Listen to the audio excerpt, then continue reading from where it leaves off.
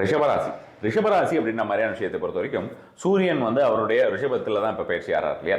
ஜென்ரலாகவே வந்து சூரியன் ரிஷபத்தில் பயிற்சி ஆறார் அப்படின்றது வந்து ரிஷபத்துக்கு வந்து மிகப்பெரிய ஒரு நன்மையை தரும் அப்படின்ற மாதிரியான விஷயமா சொல்ல முடியாது. ஹெல்த் ரிலேட்டடாக அப்போ ஹெல்த் ரிலேட்டட் அப்படின்ற மாதிரியான விஷயமா பார்க்கும்போது உங்களுக்கு அந்த சூடு சம்பந்தமான விஷயங்கள், எனர்ஜி இல்லாமல் இருக்கிறது அப்படின்ற மாதிரி, எலும்புல வலி அப்படின்ற மாதிரியான விஷயங்கள், அடிக்கடி சோர்ந்து போயிடுறீங்க அப்படின்ற மாதிரியான விஷயங்கள், இது மாதிரியான இத்தனை விஷயங்களையுமே நம்ம வந்து இந்த ஒரு மாதத்திலே ரிஷபராசினர் கண்டிப்பாக அனுபவிக்க வேண்டிய ஒரு சூழ்நிலையில் இருக்கிறாருன்னு வச்சுக்கோங்களேன். பெரும்பாலானவர்கள் உங்களுடைய சுயஜாதகத்தில் சூரியனுடைய நிலை எப்படி இருக்கிறது அப்படின்ற மாதிரியான விஷயம் பார்த்தோம்னா அதுக்கு தகுந்த மாதிரி உங்களுக்கு பலன்கள் வந்து கூடவோ குறையவோ செய்யும் அப்படின்ற மாதிரியான விஷயமா சொல்லலாம்.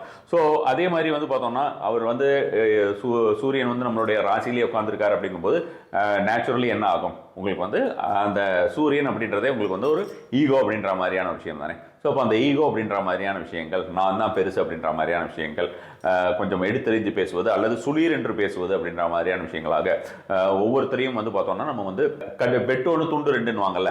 சில பேருக்கு நம்ம வந்து சில விஷயங்களை எலாபரேட் பண்ணி தான் சொல்லி ஆகணும். அது மாதிரி இல்லாமல் வெட்டு ஒன்று துண்டு ரெண்டுன்னு முடிக்கக்கூடிய ஒரு தன்மையிலே இந்த ஒரு மாதம் பெரும்பாலான ரிஷபராசினருக்கு இருப்பார்கள். ஸோ இந்த ஒரு ஏரியாஸ் எல்லாம் நீங்கள் கவனிச்சுக்கிட்டீங்கனாலே போதும், ரொம்ப நல்லா இருக்கும். மற்றபடி வந்து பார்த்தீங்கன்னா செல்வம் அப்படின்ற மாதிரியான விஷயத்திற்கு எதுவும் வந்து குறை அப்படின்ற மாதிரியான விஷயம் இருக்காது. வீட்டில் வந்து கொஞ்சம் இம்ப்ரூவ்மெண்ட்ஸ் அப்படின்ற மாதிரியான விஷயங்கள்லாம் கண்டிப்பான முறையிலே செய்வதற்கு அதிகப்படியான ஒரு சான்ஸ் இருக்கு.